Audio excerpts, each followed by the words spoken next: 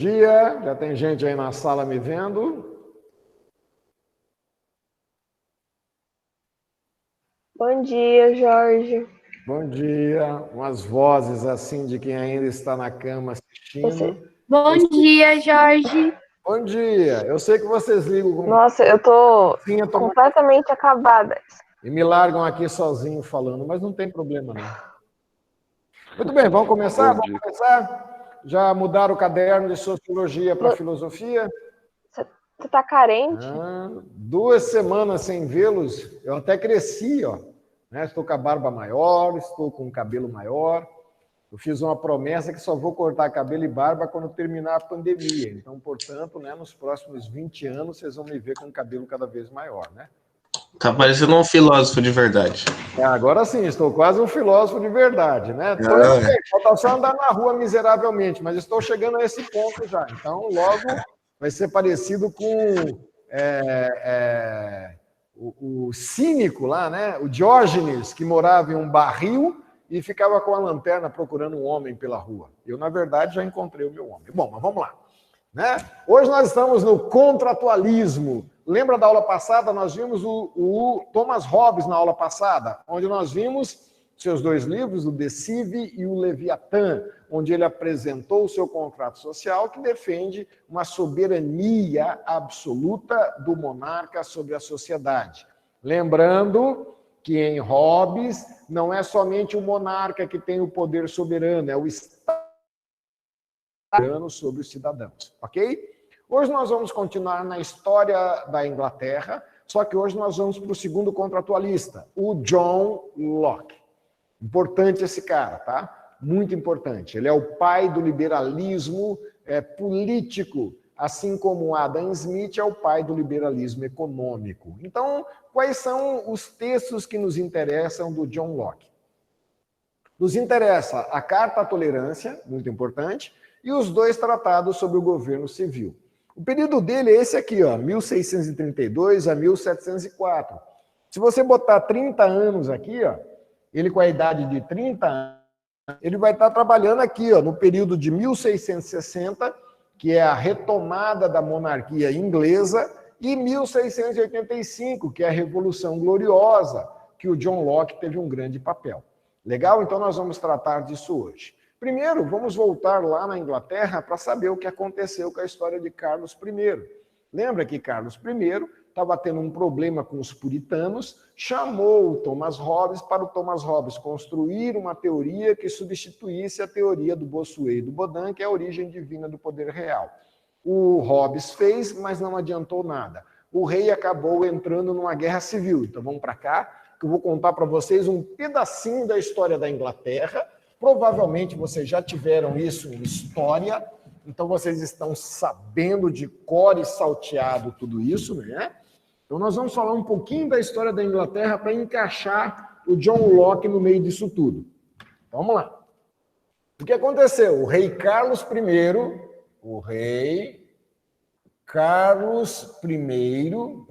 ele entrou em guerra civil em 1642 a 1647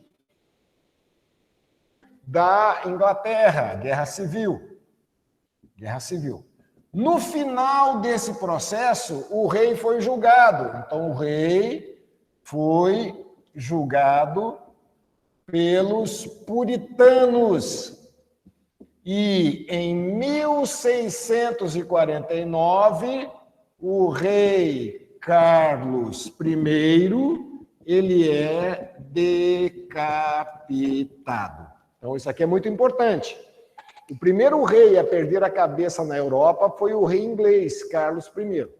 Então, aqui ó, é um período importante. Nós tivemos essa guerra civil de 42 a 47, foi um desastre para a Inglaterra, onde essa guerra civil expôs alguns contrastes daquela sociedade, e mais do que isso, colocou no poder um cara muito importante chamado Oliver Cromwell.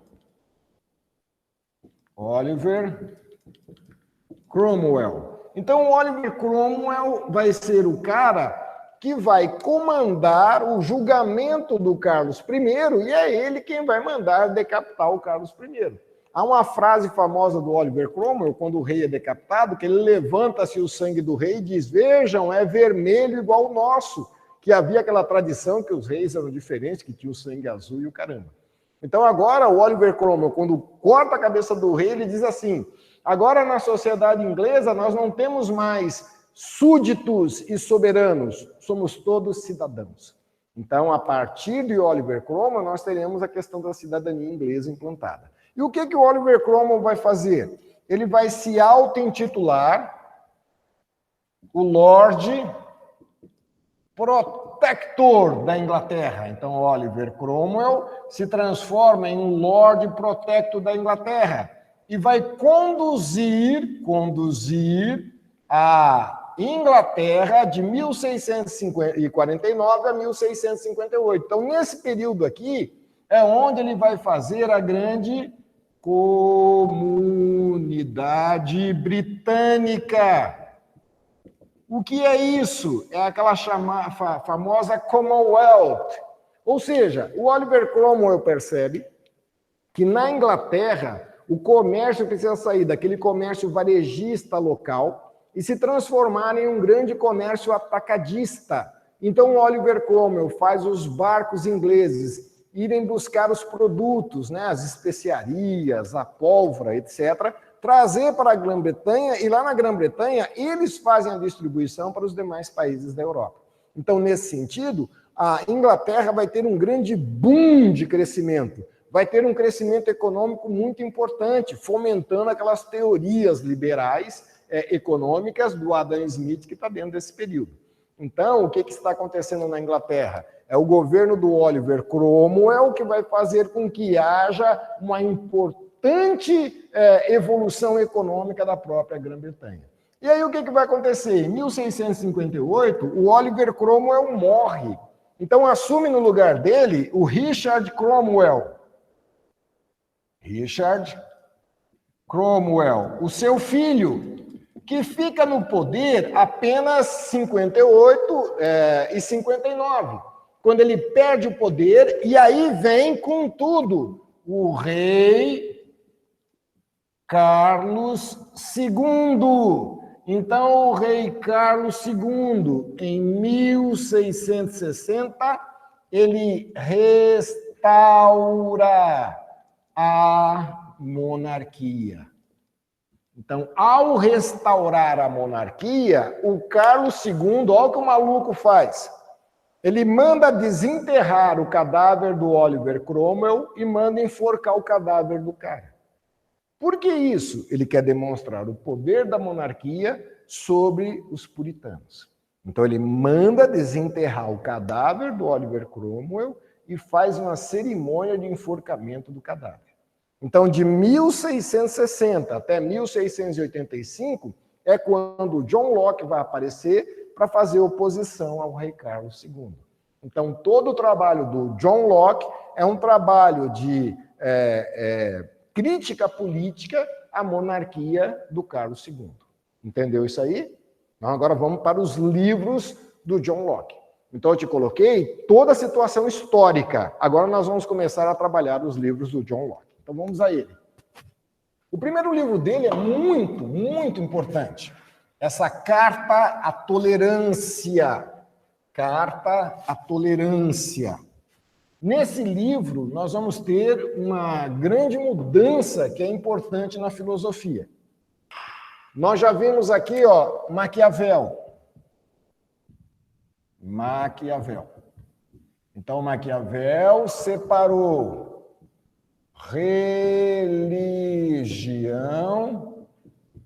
de política e separou a igreja do Estado. Então, em Maquiavel disse que o Estado é histórico. Então, em Maquiavel, o Estado tem a ver com a história. História, em latim, é seculum. Então, nesse sentido, o Maquiavel está propondo a secularização do Estado. Então, a secularização do Estado em Maquiavel nada mais é do que a separação entre religião e política, igreja e Estado.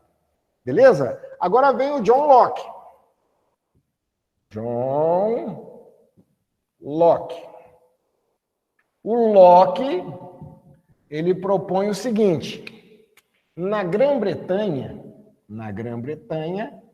a gente tem o país de Gales, a gente tem a Irlanda e a gente tem a Escócia.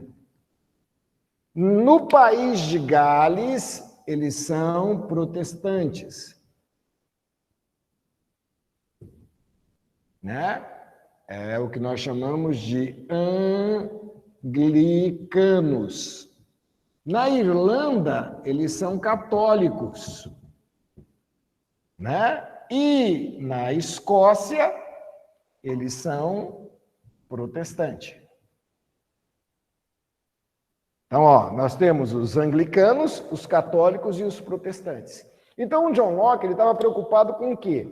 Dependendo do momento, se o rei fosse anglicano, os católicos e os protestantes estavam ferrados.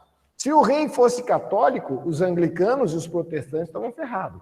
Se o rei fosse protestante, os católicos e os anglicanos estavam ferrados. Então, o John Locke, nesse livro, Carta à Tolerância,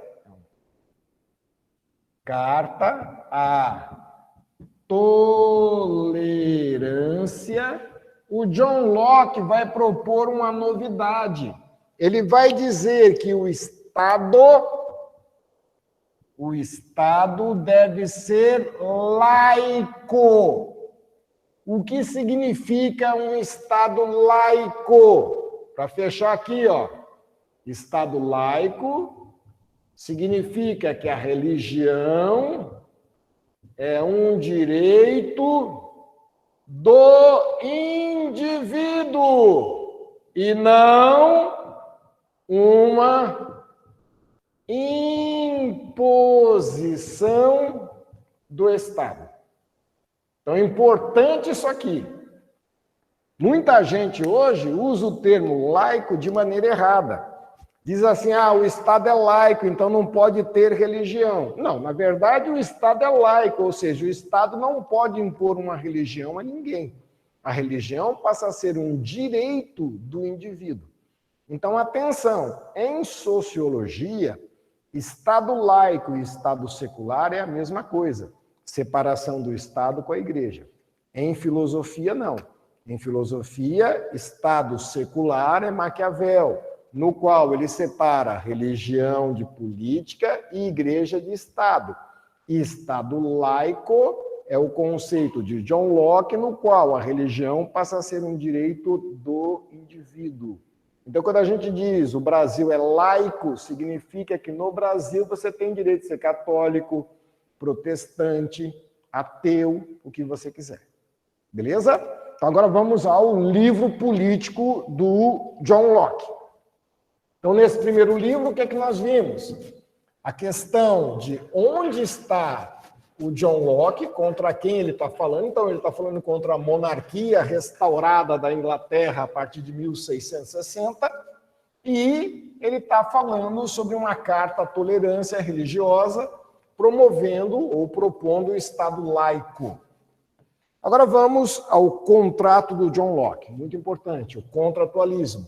Então, nós já sabemos que o contratualismo ele pressupõe um estado de natureza. Um estado de natureza. Esse estado de natureza, no John Locke, ele é composto por aqueles conceitos do justnaturalismo. Justnaturalismo.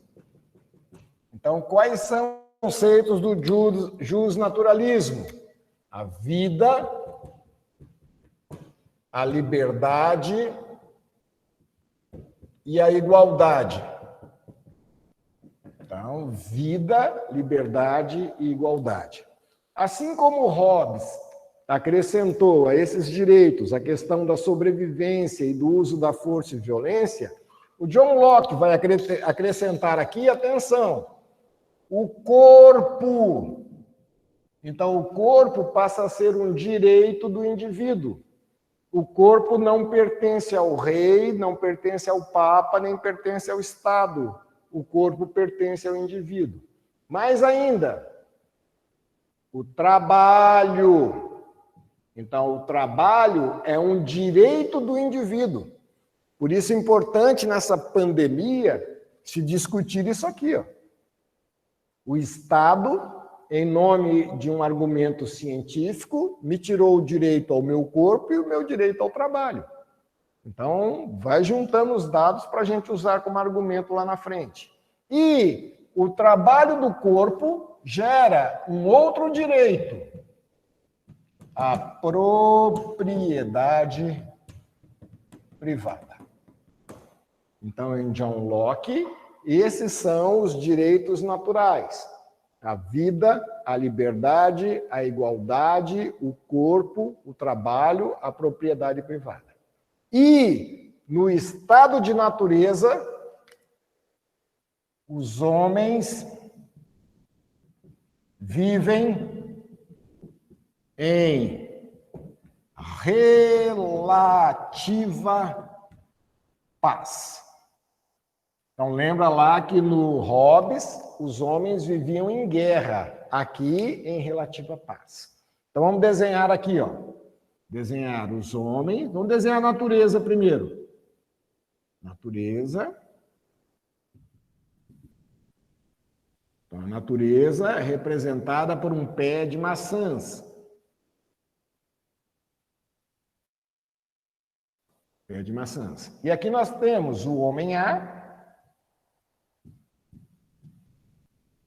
E nós temos o homem B. Então, o homem A e o homem B, eles têm direito à vida, são livres, são iguais. Eles podem usar o corpo para trabalhar a natureza. E ao trabalhar a natureza, eles têm uma propriedade privada. Então, o que vai acontecer no tempo histórico? Esse homem aqui trabalhou a natureza. Então, ele usou o trabalho. Ele subiu e pegou a maçã como propriedade privada.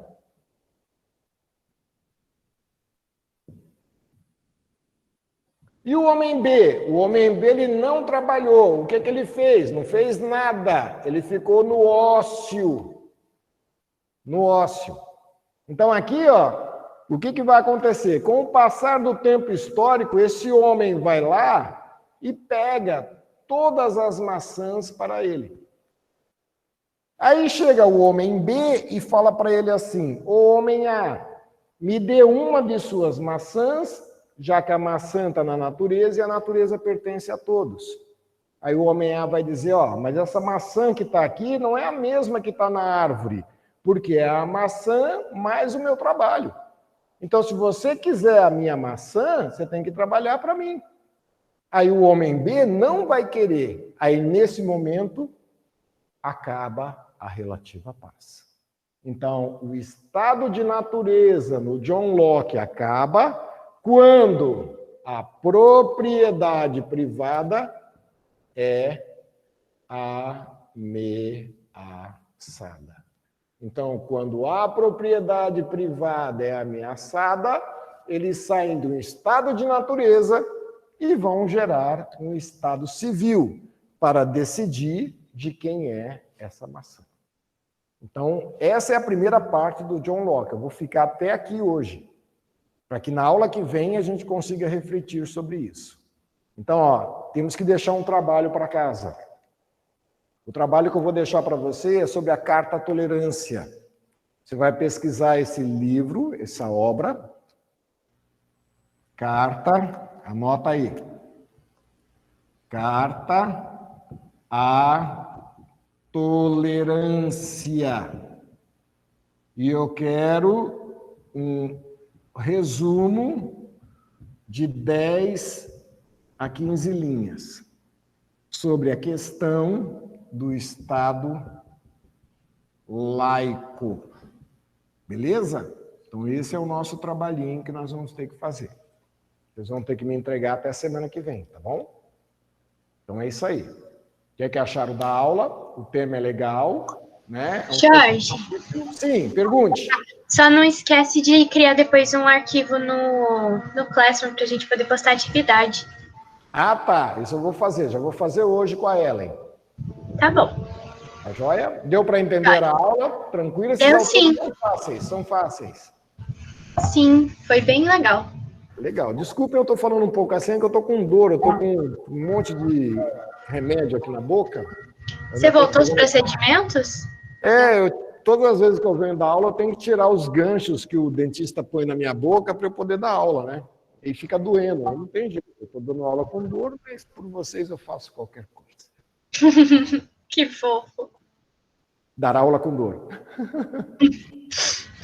É isso aí. Muito obrigado a todos. Eu acho que não, ainda temos tempo aí. Faz pergunta aí, faz pergunta. O trabalho todo mundo entendeu o que é para fazer? É só procurar esse texto na internet, é fácil de achar. E aí, com esse texto da internet, você vai ler pequenininho e você vai fazer um resumo falando da proposta dele de Estado laico, explicando aquilo que eu expliquei. Na Grã-Bretanha, temos 3 religiões, né? O anglicanismo, o protestantismo e o catolicismo. E a proposta do John Locke é que o Estado não pode obrigar as pessoas a seguirem a religião que ele quer. Então, justamente o Estado laico é quando o indivíduo, dentro de uma sociedade, ele tem o direito de escolher se ele segue uma religião ou outra, ou se ele não segue nenhuma religião. E isso é que é o Estado laico. Diferente do Estado secular do Maquiavel, que é apenas a separação entre o campo da igreja e o campo do Estado, o campo da religião e o campo da política. Então, em Maquiavel, é apenas uma separação, Estado secular.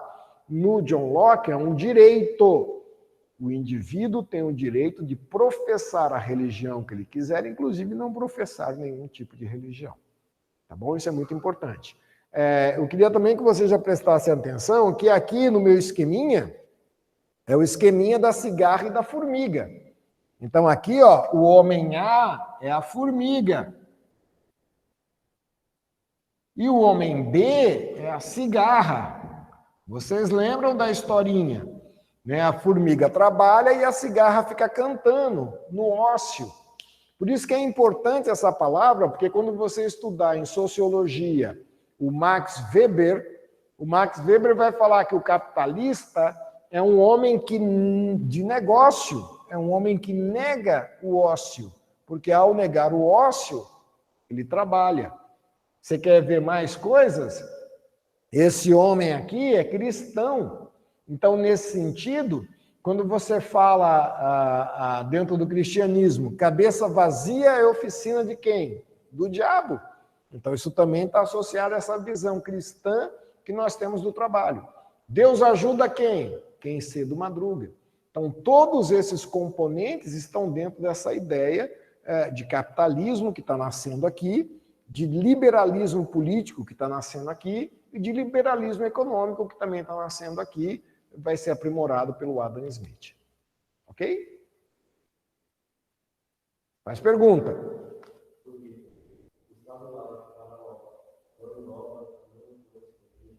Sim, engloba a não violência da igreja e do Estado. Ou seja, ninguém pode te violentar, te obrigar a usar qualquer símbolo ou ir a qualquer templo se não for da sua vontade. Então, o Estado laico é, inclusive, admitir a existência do ateu.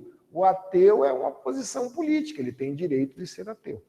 Então, olha como John Locke é importante. Aquele mote que as feministas usam, meu corpo, minhas regras, é John Locke.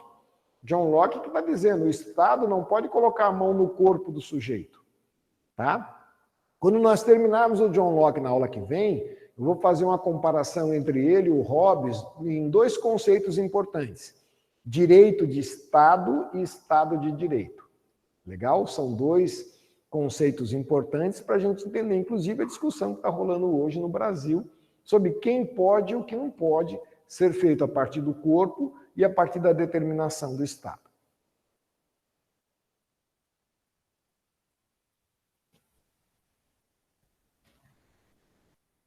Aula curtinha, né? Eu tenho que fazer uma síntese muito grande do que eu estou falando para colocar dentro de meia hora. Fica até meio sem jeito, porque a gente vai falando e quando eu vejo o horário já passou e não deu nem para terminar inteiro aqui um esquema. Mas o bom é que a gente faz o quadro um pouquinho antes, aí fica fácil da gente levar até o final. Tá bom, meus queridos? Então eu vejo vocês na semana que vem. Semana que vem a gente termina o John Locke. Espero que vocês tenham entendido o trabalho. Tenham um bom final de semana. Essa situação está se resolvendo. Eu acho que assim que a gente voltar das férias, a gente já vai voltar das férias com aula presencial, se Deus quiser. Então, beijos a todos. Até a semana que vem. Tchau, Jorge. Obrigada pela aula. Jorge já foi embora. Tchau, Jorge Jorge. foi embora. Ah, tá. Jorge foi embora. Mas eu estou aqui. Bom dia. Nossa, parecia uma voz do Bom além. dia, Bom Rivolon. dia. Meu Deus.